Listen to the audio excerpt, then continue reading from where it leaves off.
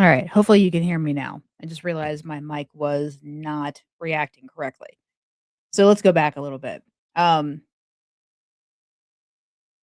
Actually, we're going to just start all over, because I don't know what you heard and what you didn't hear. So back to this is Retro Crime. I'm Rebecca, and we're talking about Dr. TD McNutt. Okay. So the story of Apostle Dr. TD McNutt. He's a Florida pastor known for his prophetic ministry and empowerment teachings. Okay. This is what we do know. But in late 2025, allegations of child abuse led to his arrest. And then in February of 2026, a viral Facebook live session where he appeared with the accuser, his 15-year-old foster son, forcing a public apology has sparked massive outrage. Massive outrage. There's been videos on this. There's been other content creators talking about this. So I'm going to speak to what I know to be true, but anything that if I don't say this is true is alleged. Just remember that. Um, so, we're going to break down his background, McNutt's background, the initial allegations, the arrest, and the controversial live video, which I have a piece of it here, and the public backlash. And if you're new here, hit subscribe and turn on notifications for more in depth true crime coverage. So, let's get into that. So, first, who is TD McNutt? Now, his name is Theodore David McNutt, often known as Apostle Dr. TD McNutt. He's charismatic pastor based in South Florida, primarily West Palm Beach and the Miami Gardens area, which I've never been, but I hear it's lovely.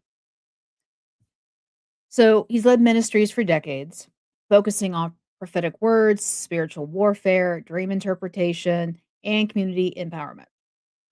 Now, his main platforms include TD McNutt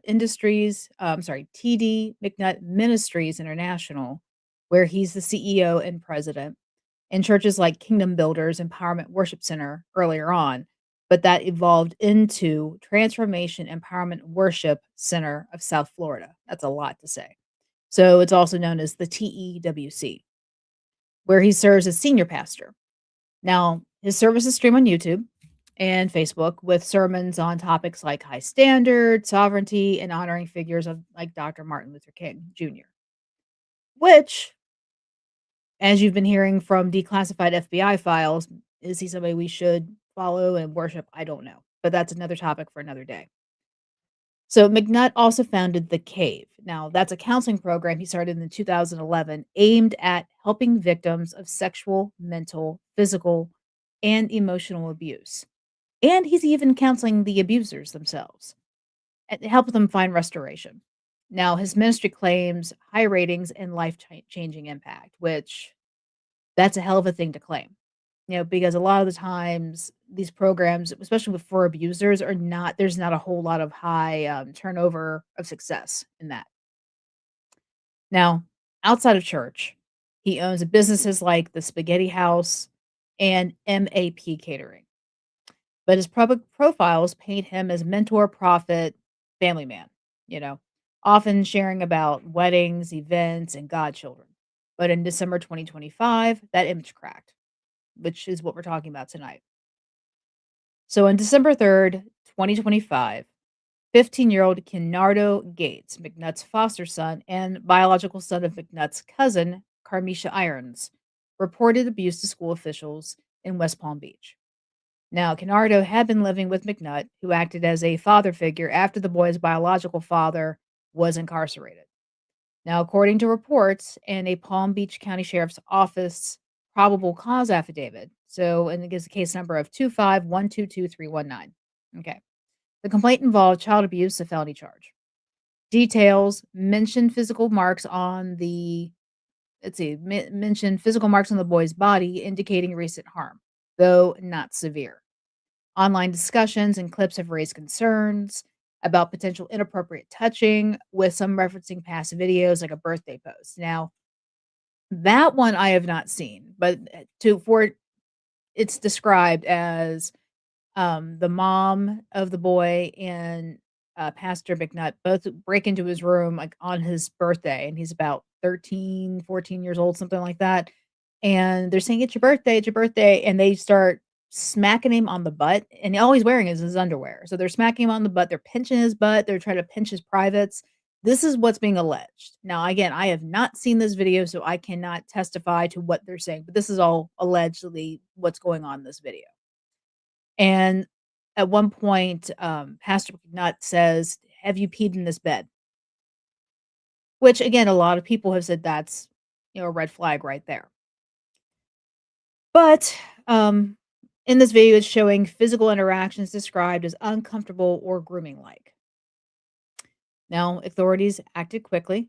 McNutt was arrested the same day, by the Palm Beach County Sheriff's Office and on child abuse charges, and he bonded out very shortly after. And the Department of Children and Family got involved, but the case didn't proceed to trial because Kennardo reportedly declined to testify further. And McNutt denied the allegations, describing any marks as minor and framing it as a misunderstanding. It could have ended quietly, but it didn't. So we're going to fast forward to early February, this month, specifically around February 7th or 12th. It's in that area based on viral timestamps. Now, McNutt went live on his Facebook page at prophet.mcnutt for over an hour. Some reports say 1 hour and 12 minutes. Sitting beside him, Kennardo Gates and the boy's mother, Carmisha Irons. In the session, Kennardo was made to read what appeared to be a scripted apology, retracting his claims of physical and sexual abuse, calling them false. McNutt repeatedly called the boy a narcissist, a spiritual manipulator, liar, and even a sexual deviant. He accused Kennardo of causing chaos and putting the family through hell.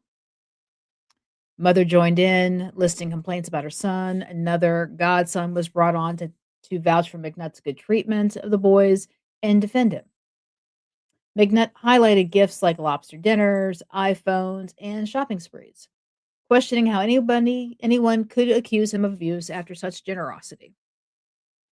And he referenced the December 3rd, 2025 arrest, saying he was cleared because the case didn't move forward. Okay. So the video went mega viral, shared across platforms like Instagram, Threads, The Shade Room, and YouTube reaction channels. Millions of views, but the reaction overwhelmingly horrified.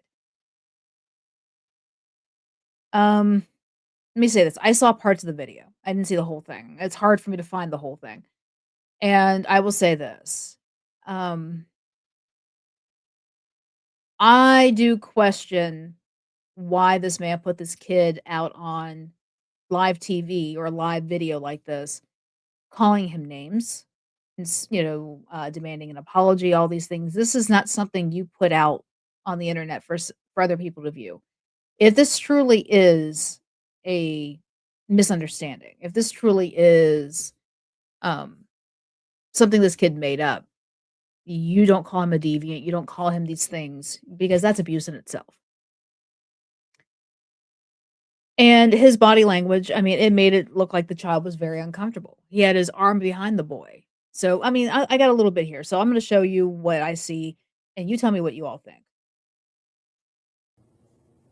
Judges, everyone that was involved in the situation, I apologize to you all for the disrespect that I caused. I apologize for the manipulation and the deception that I've caused. I apologize for not being true and not accepting my punishment and trying to find an easy way out of it.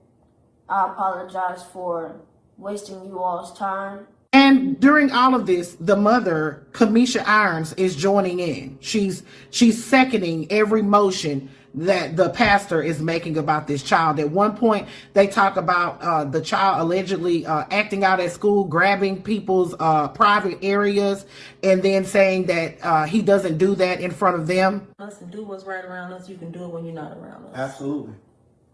It's not that you don't have self-control, because you know how to control yourself around us. Absolutely. He don't do nothing. He don't cuss around us. He don't grab booties and vaginas around us. He don't cuss. Here's what I'm going to say to this. This kid looks like he's on autopilot. He really does. He looks like a deer in headlights. Like he's being forced to do all this, like to say these things. And I have massive concerns. And if DCFS doesn't go in there and at least talk to this boy away from these people, that's a huge problem.